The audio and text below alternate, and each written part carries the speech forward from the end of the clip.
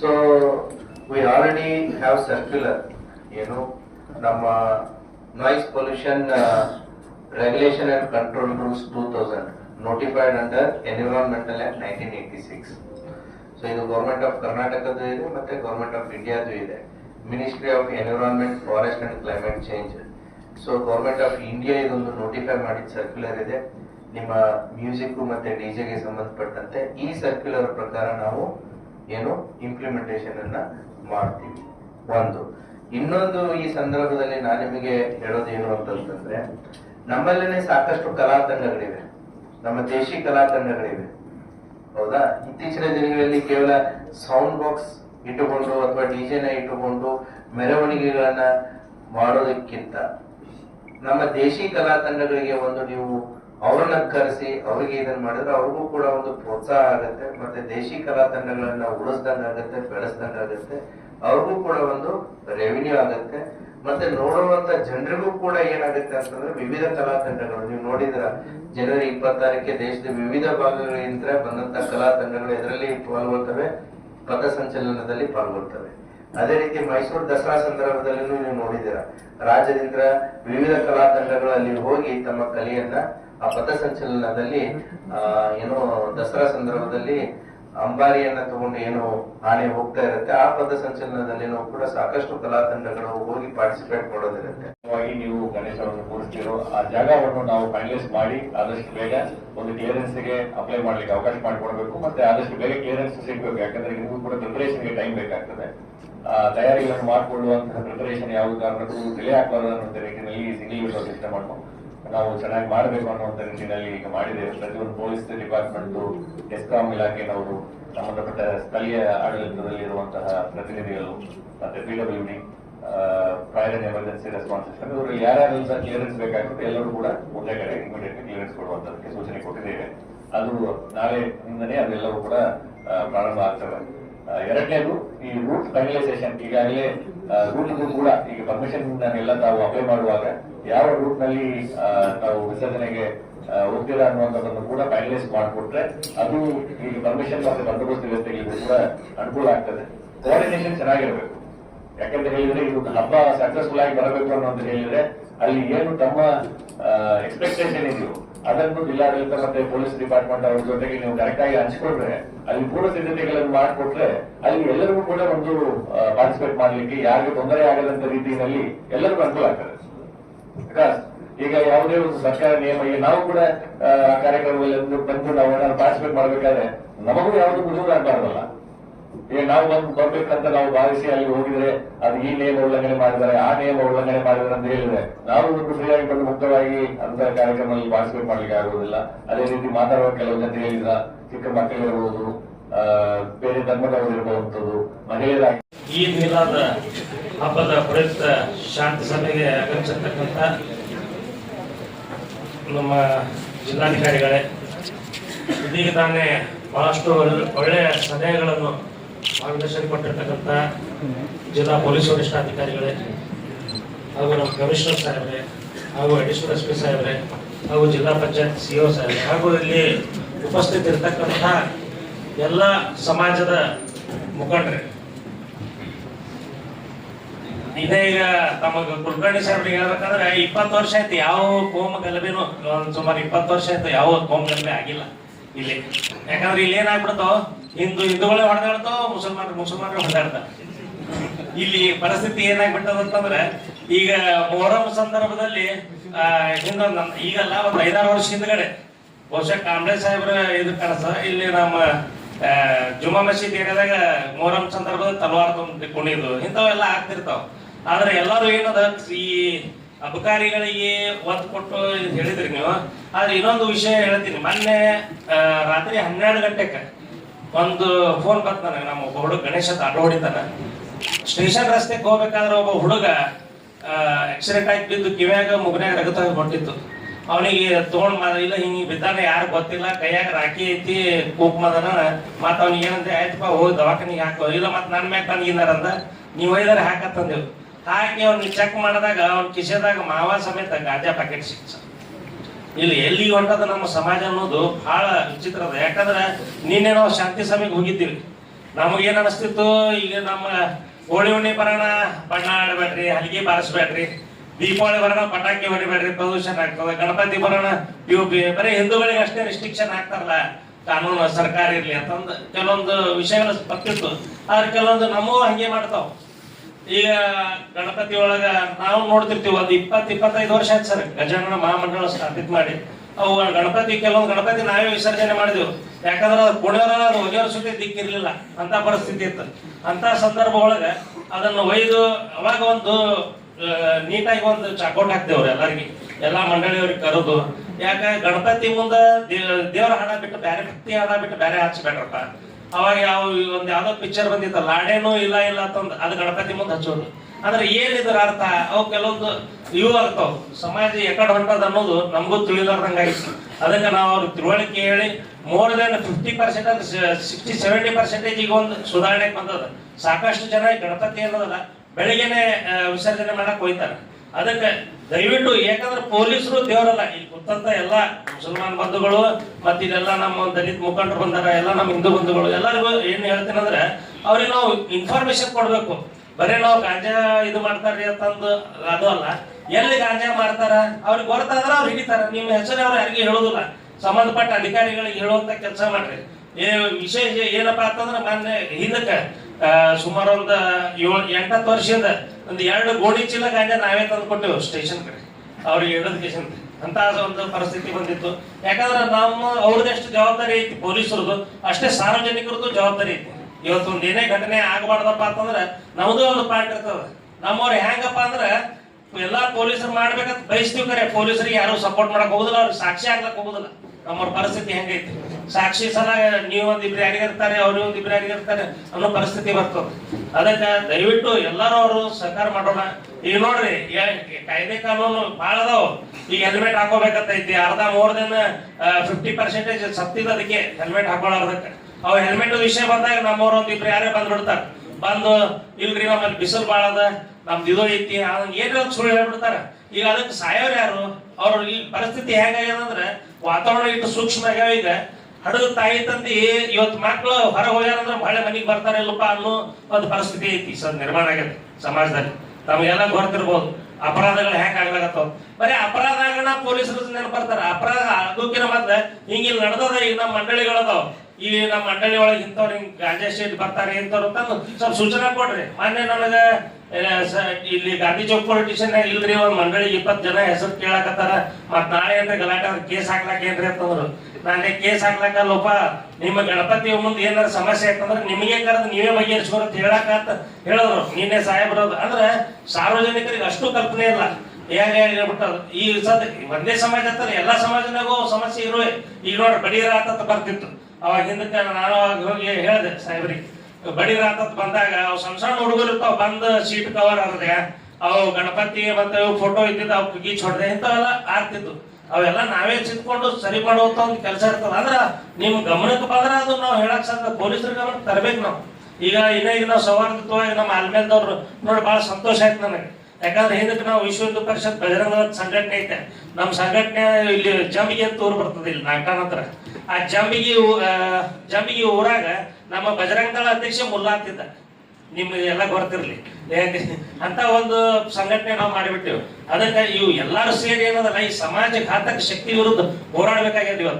ಇವತ್ತು ಇವೇನು ದುಷ್ಟ ಶಕ್ತಿ ಅದ. ಯಾಕಂದ್ರೆ ಗಾಂಜಾ ಅನ್ನುವಂಥದ್ದು ಬಹಳ ಕೆಟ್ಟದ. ಎಲ್ಲ ಈ 18ರಿಂದ 20 ವಯಸ್ಸು 20-25 ವರ್ಷದ ಹುಡುಗರು ಇಷ್ಟು ಬಹಳ ತೊಂದರೆಗೆ ಈಡಾಗತ್ತಾರಂದ್ರೆ ಅದಕ್ಕೆ ನಾವು ಎಲ್ಲರೂ ಈಗ ಯಾಕೆ ಈ ಗಣಪತಿ ವಿಷಯದಾಗ ಯಾಕೆ ಹೇಳ್ತೀನಿ ಅಂದ್ರೆ ಇವು ಮೆರವಣಿಗೆ ಬಂದ ತಕ್ಷಣ ಏನಾಗ್ಬಿಡ್ತದ, ಪ್ರತಿಯೊಬ್ರು ಒಂದ್ ಏನಾರ ಒಂದು ಹೋದ್ ಕಳೆದ ಬಾರಿ ಏನ್ ಅಚ್ಚಿ ಬಾರಿ ಆಯ್ತದ ವಿಷಯದಾಗ ಒಂದು ಚಾಕು ಇಟ್ಕೊಂಡ್ ಬಂದ್ಬಿಡ್ತಾರ. ಅವು ಗಾಂಜಾ ನಿಶಾನೆಗೆ ಇರ್ತಾವ, ಯಾರಿಗೆ ಹೊಡಿತಾವ, ಏನ್ ಸುದ್ದಿ ತಾವೇ ಹೊಡ್ಕೋತಾವ, ಇವು ಏನಾರ ಒಂದು ಸಮಸ್ಯೆ ಆಗ್ಬಿಡ್ತಾವ. ಅದಕ್ಕೆ ನಾವು ಜಾಗೃತರಾಗಬೇಕಾಗ್ಯದ. ಈ ನಮ್ಮ ಕಮಿಷನರ್ ಸಾಹೇಬ್ರು ಬಂದಾರ, ಸ್ವಲ್ಪ ಎಲ್ಲಾ ಕಡೆ ರಸ್ತೆಗಳ ಬಹಳ ತೆಗ್ ಬಿದ್ದಾವ, ಅವ್ರ ಸರಿಪಡಿಸ್ರಿ. ಮತ್ತ ಬಿಡಾಡಿ ದನಗಳ ಸಲುವಾಗಿ ನಮ್ಮ ಮೊನ್ನೆ ಒಂದು ಹೆಣ್ಮಗಳು ಇಷ್ಟು ಕೆಟ್ಟ ಬಿದ್ದಪ್ಪ ಅಂತಂದ್ರೆ ಆ ಬಿಡಾಡಿ ದನಗಳ ಕಾಲ ಮ್ಯಾಗ ಹಾಕಿ ಆ ಪಾಪ ಇದಕ್ಕೂ ಆಯ್ತು. ಮತ್ತೆ ನಾಯಿಗಳ ಹಾವಳಿ ಇಷ್ಟ ಆಗ್ಬಿಟ್ಟು ನಾಯಿಗಳ ಹಾವಳಿ ನಮ್ದು ಬಿಜಾಪುರ ಅಷ್ಟೇ ಅಲ್ಲ, ಈ ದೇಶದಂತ ಎದ್ಬಿಟ್ಟದ ನಾಯಿಗಳ ಹಾವಳಿ. ಇವು ಬಿಡಾಡಿ ದನಗಳದು ಯಾರದಾರ ಅವ್ರ ದನದ ಮಾಲೀಕ ಹೇಳ್ರಿ. ಮೊನ್ನೆ ನಮ್ಮ ಶಿವಾನಂದ ಗುಯ್ಯಾರ್ ಅವ್ರ ಮಗಂದೆ ಪಾಪ ಹೈವೇ ಹೊಂಟಾನವ, ನಡುವ ಡಿವೈಡರ್ ಇರ್ತದಲ್ರಿ, ಅಲ್ಲಿ ಹುಲ್ಲು ಬೆಳೆದಿರ್ತದ, ಅಲ್ಲಿ ತಿನ್ನಾಕ ಒಂದು ಎಮ್ಮಿ ಕರ ಬಂದ್ಬಿಡುತ್ತೆ. ಏನೋ ಅವ್ನಿಗೆ ಏನೋ ಆಗಲಿಲ್ಲ ದೇವ್ರ ಪುಣ್ಯಕ. ಅಂದ್ರೆ ಇಂಥ ಒಂದು ಸಮಸ್ಯೆ ಆಗ್ಬಿಟ್ಟು ಅದಕ್ಕೆ ಅವು ಎಲ್ಲ ಸಣ್ಣ ಸಣ್ಣ ವಿಷಯಗಳು ಬಹಳ ಅರ್ಥಪೂರ್ಣ ಅದಾವ. ಮತ್ತು ಅದಕ್ಕೆ ಸ್ವಲ್ಪ ಎಲ್ಲರೂ ಕೂಡ ಸ್ಪಂದಿಸಿದಾಗ ಅರ್ಥ ಆಗ್ತದೆ.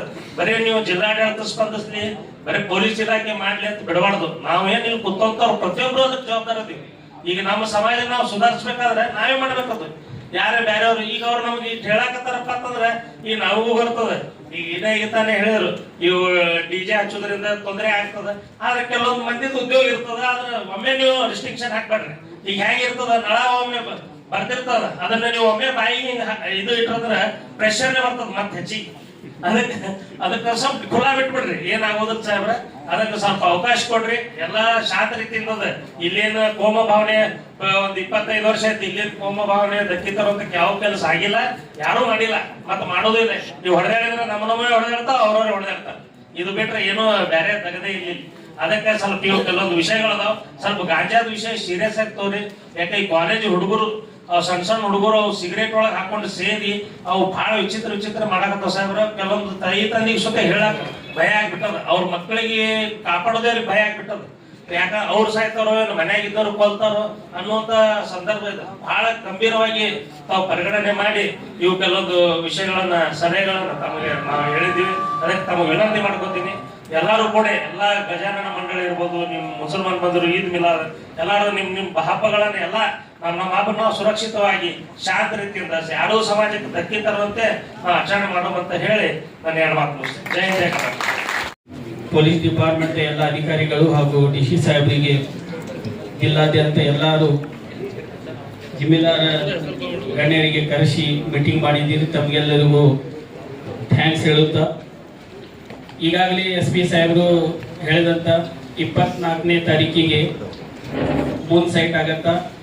ಅದರ ನಂತರ ಈದ್ ಮಿಲಾದ್ ನಬಿ ಪ್ರೊಸೆಷನ್ ಜುಲೂಸ್ ಪ್ರಕಾರ ನಾವು ಈದ್ ಮಿಲಾದನ್ನು ಆಚರಿಸ್ತಾ ಇದ್ದೀವಿ.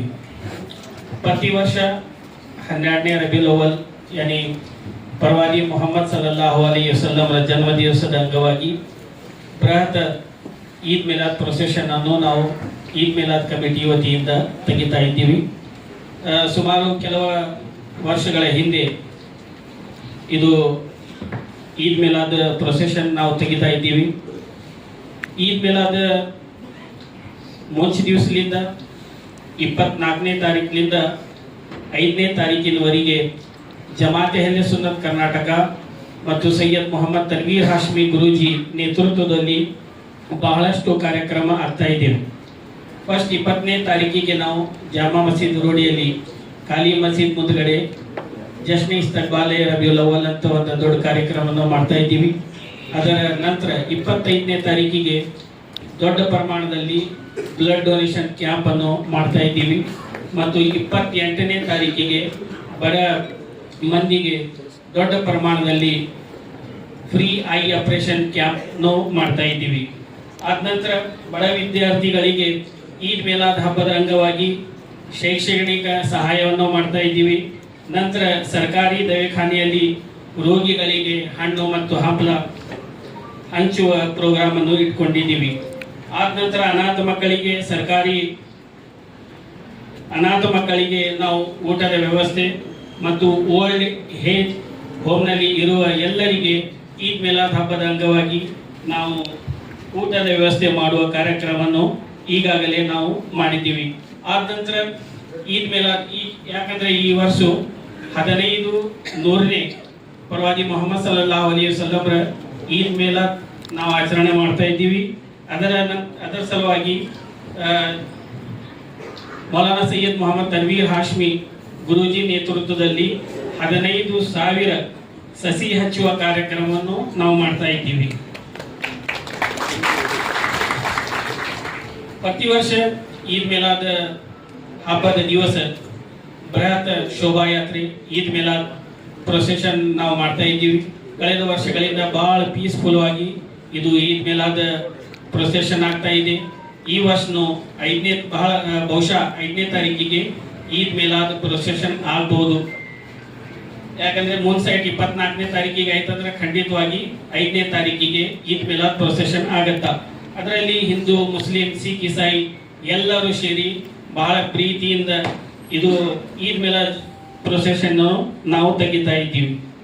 ಅದಕ್ಕೆ ಈಗಾಗಲೇ SP ಸಾಹೇಬರು ಹೇಳ್ತಾ ಇದ್ರು ಅದಕ್ಕೆ ಏನಾರು ಅಡಚಣೆ ಏನಾದ್ರು ನಿಮ್ದು ಬೇಡಿಕೆ ಇದ್ರೆ ತಾವು ಹೇಳಬೇಕಂತ ಹೇಳಿ ನಮ್ಮ ಪ್ರೊಸೆಷನ್ ಡಿಪಾರ್ಟ್ಮೆಂಟ್ಗೆ ಗೊತ್ತಿದ್ದ ಹಾಗೆ ಹಾಶಿಮ್ ಪೀರ್ ದರ್ಗಾಲಿಂದ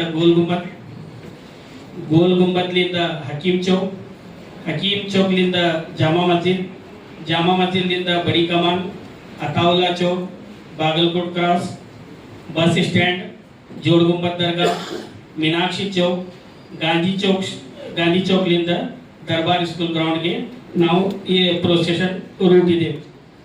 ನಮ್ಮ ಕಮಿಷನರ್ ಸಾಹೇಬರಿಗೆ ಕೇಳ್ಕೊಳ್ಳೋದು ಏನಂದರೆ ಈ ರಸ್ತೆಯಲ್ಲಿ ಬರುವ ಎಲ್ಲ ನಮ್ಮ ಪ್ರೊಸೆಷನ್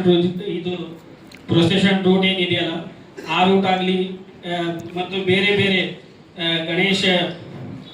ಗಣೇಶ ಪ್ರೊಸೆಷನ್ದಾಗಲಿ ಎಲ್ಲ ರೂಟ್ಗಳಿಗೆ ತಾವು ಆ ಪ್ರೊಸೆಷನ್ ರೂಟಿಗೆ ನೋಡಿಕೊಂಡು ಅಲ್ಲಿಂದ ರೋಡಿನ ದುರಸ್ತಿ ಮಾಡಬೇಕಂತ ನಾವು ನಿಮ್ಮಲ್ಲಿ ಕೇಳ್ಕೊತಾ ಇದ್ದೀವಿ.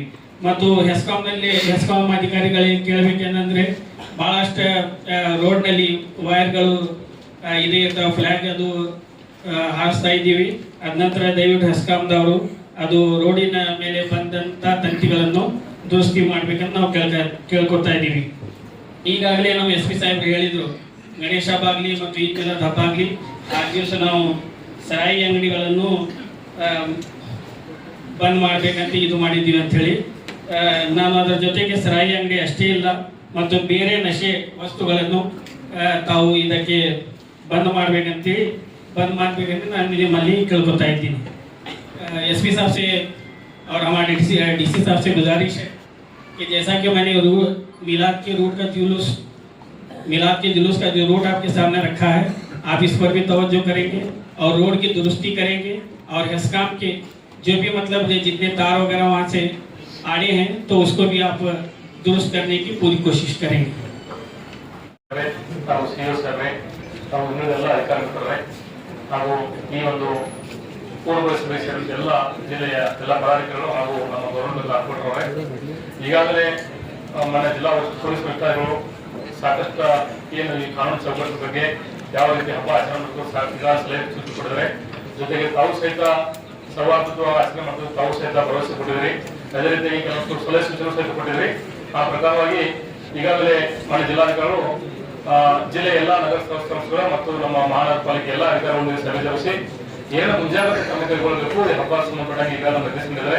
ಆ ಪ್ರಕಾರ ಪ್ರತಿ ವರ್ಷದಂತೆ ಈ ವರ್ಷ ಸಹಿತ ನಾವು ತಾಜ್ಗಡಲ್ಲಿ ಏನು ಈ ಸಾರ್ವಜನಿಕ ಗಣೇಶ ವಿಸರ್ಜನೆ ಒಂದು ತಾಜ್ಗಡಲ್ಲಿ ಕರ್ತಕ ಹೊಂಡ ಇರ್ಬೋದು, ಆಮೇಲೆ KSRTC ಡಿಪೋ ಒಂದು ಇದರಲ್ಲಿ ಅಲ್ಲೂ ಸಹಿತ ನಾವು ಕರ್ತಕ ಹೊಂಡ ಮಾಡ್ತಾ ಇದ್ವಿ. ಈಗಾಗಲೇ ಅಲ್ಲಿ ತಾವೇ ಹೇಳಿದ್ರಿ ಒಂದು ಬೆಳಕಿನ ವ್ಯವಸ್ಥೆ, ಶಿಫ್ಟ್ ವೈಸ್ ಸಿಬ್ಬಂದಿಗಳು, ಸ್ವಿಮ್ಮರ್ಸ್, ಆಮೇಲೆ CCTV ಕ್ಯಾಮರಾ ಎಲ್ಲ ನಗರದಲ್ಲೆಲ್ಲ ಸಹಿತ ಕಡೆ ನಾವು ಎಲ್ಲ ಸ್ಟ್ರೀಟ್ ಲೈಟ್ ಪ್ರಾಪರ್ ಆಗಿ ಮೇಂಟೈನ್ ಮಾಡಿ ತಮ್ಮದೇನು ಮೆರವಣಿಗೆ ಮತ್ತು ಹಬ್ಬ ಆಚರಣೆ ಸಂಬಂಧಪಟ್ಟಾಗಿ ಎಲ್ಲ ನಾವು ಮುಂಜಾಗ್ರತಾ ಕ್ರಮ ಕೈಗೊಳ್ತೀವಿ. ಜೊತೆಗೆ ಈಗಾಗಲೇ ಕೆಲವೊಂದು ಕಡೆ ಮೊನ್ನೆ ಸುಮಾರು ಒಂದು 10 ದಿನದಿಂದ ಕಂಟಿನ್ಯೂಸ್ ಆಗಿ ಮಳೆ ಇರೋದ್ರಿಂದ ನಗರದ ಮುಖ್ಯ ರಸ್ತೆಗಳು ಕೆಲವು ತೆಗೆದುಕೊಂಡಿದ್ದಾರೆ. ಅವುಗಳು ಸಹಿತ ನಾವು ಈಗಾಗಲೇ ಐಡೆಂಟಿಫೈ ಮಾಡಿ ಬಾಟಲ್ಸ್ ಫಿಲ್ ಮಾಡಬೇಕಂತ ರೆಡಿ ಮಾಡ್ಕೊತಾ ಇದ್ವಿ. ಯಾಕಂದ್ರೆ ಮಳೆ ಇರೋದ್ರಿಂದ ಈಗ ಮತ್ತೆ ಫಿಲ್ ಮಾಡಿದ್ರೆ ಕಿತ್ತೋಗೋದು ಅಂತಕೊಂಡು ನಾವು ಸ್ವಲ್ಪ ವೇಟ್ ಮಾಡ್ತಾ ಇದ್ವಿ. ಒಂದ್ ವೇಳೆ ಅಕಸ್ಮಾತ್ ಮಳೆ ಈಗ ಕಂಟಿನ್ಯೂಸ್ ಇದ್ರೆ ಸ್ವಲ್ಪ ತಾತ್ಕಾಲಿಕವಾಗಿ ಸಹಿತ ಏನ ಈದ್ ಮಿಲಾದ್ ಹಬ್ಬ ಇರ್ಬೋದು, ಗಣೇಶ ಹಬ್ಬ ಸಂಬಂಧಪಟ್ಟಾಗ ಏನ್ ತಮ್ಗ ಮೆರವಣಿಗೆ ಸಂದರ್ಭದಲ್ಲಿ ಯಾವುದೂ ತೊಂದರೆ ಆಗದ ರೀತಿಯಲ್ಲಿ ಎಲ್ಲ ಕ್ರಮ ಮಾಡ್ತಾ ಇದ್ವಿ. ಜೊತೆಗೆ ಟ್ರೀ ಕಟ್ಟಿಂಗ್ ಹೇಳಿದ್ರಿ ಅವನು ಸಹಿತ ನಾವು ಮಾಡಲಿಕ್ಕೆ ಕ್ರಮ ಕೈಗೊಳ್ಳಿದ್ವಿ. ಸಿಂಗೋಲ್ ಸಿಸ್ಟಮ್ ಮುಖಾಂತರ ನಮ್ಮ ಸಿಬ್ಬಂದಿ ಡೆಪ್ಯೂಟ್ ಮಾಡಿ ಪ್ರತಿ ವರ್ಷದಂತೆ ಈಗಾಗಲೇ ತಮ್ಮೆಲ್ಲ ಸಾಕಷ್ಟು ಎಲ್ಲ ಗಣೇಶ ಮಹಾಮಂಡಳ ಸದಸ್ಯರು ನಮಗೆ ಪ್ರತಿ ವರ್ಷ ಏನ್ ಸಜೆಷನ್ ಕೊಟ್ಟಿದ್ರಿ ಅವೆಲ್ಲವನ್ನು ಅಡಾಪ್ಟ್ ಮಾಡ್ಕೊಂಡು ಯಾವುದೇ ರೀತಿಯಿಂದ ತೊಂದರೆ ಆಗದ ರೀತಿಯಲ್ಲಿ ಈ ಸತಿ ನಾವು ಎಲ್ಲ ಪ್ಲಾನ್ ರೆಡಿ ಮಾಡಿದ್ವಿ. ಜೊತೆಗೆ ತಾವೇ ಕೆಲವು ಜನ ಬೆಳಿಗ್ಗೆ ಇದೆ ತಾಜ್ಗೋಡೆ ತರ ಒಂದು ಪರ್ಮನೆಂಟ್ ಹೊಂಡ ಮಾಡ್ಬೇಕಂತಕೊಂಡು ಈಗಾಗಲೇ మన ಜಿಲ್ಲಾಧಿಕಾರಿಗಳು ಸ್ಪಾಟ್ ವಿಸಿಟ್ ಮಾಡಿ ಈಗಾಗಲೇ ತಾಜ್ಗೋಡೆ ಏನೋ ಅದು ವರ್ಕ್ ಅನ್ನ ರಿಜಿಸ್ಟ್ರೇಷನ್ ವರ್ಕ್ ಅನ್ನ ಟಾಟಾ ಕನ್ಸಲ್ಟೆನ್ಸಿ ಸರ್ವಿಸ್ ನಡೀತಾ ಇದೆ. ಈ ವರ್ಷ ನಾವು ಪರ್ಮನೆಂಟ್ ಹೊಂಡ ನಿರ್ಮಾಣ ಮಾಡೋದಕ್ಕೆ ಬಹಳ ಪ್ರಯತ್ನ ಮಾಡಿದ್ವಿ, ಬಟ್ ಆಗಲಿಲ್ಲ. ಮುಂದಿನ ವರ್ಷ ನಾವು ಖಂಡಿತ ಜಿಲ್ಲಾಧಿಕಾರಿ ಅಂತ ಹೇಳಿದ್ದಾರೆ, ಮುಂದಿನ ವರ್ಷ ಕಂಪಲ್ಸರಿ ನಾವು ಏನು ಆ ಟಾಟಾ ಕನ್ಸಲ್ಟೆನ್ಸಿ ಸರ್ವಿಸ್ ಮಾಡ್ತಾರೆ ಅದು ಪರ್ಮನೆಂಟ್ ಹೊಂಡ ನಿರ್ಮಾಣ ಮಾಡಲಿಕ್ಕೆ ಈಗಾಗಲೇ ಸಾಹೇಬರು ಸಂಬಂಧಪಟ್ಟ ಏಜೆನ್ಸಿ ಹೇಳಿದ್ದಾರೆ. ಮುಂದಿನ ವರ್ಷ ನಾವು ಖಂಡಿತವಾಗಿ ಅದನ್ನ ಮಾಡಬೇಕು ಅಂತ ಹೇಳ್ತಾ ಇಲ್ಲಿವರೆಗೆ ಮೊದಲಿಗೆ ಅವಕಾಶ ಕೊಡೋದು ತಮ್ಮೆಲ್ಲರೂ ನಾನು ಮಾತಾಡೋದು. Thank you.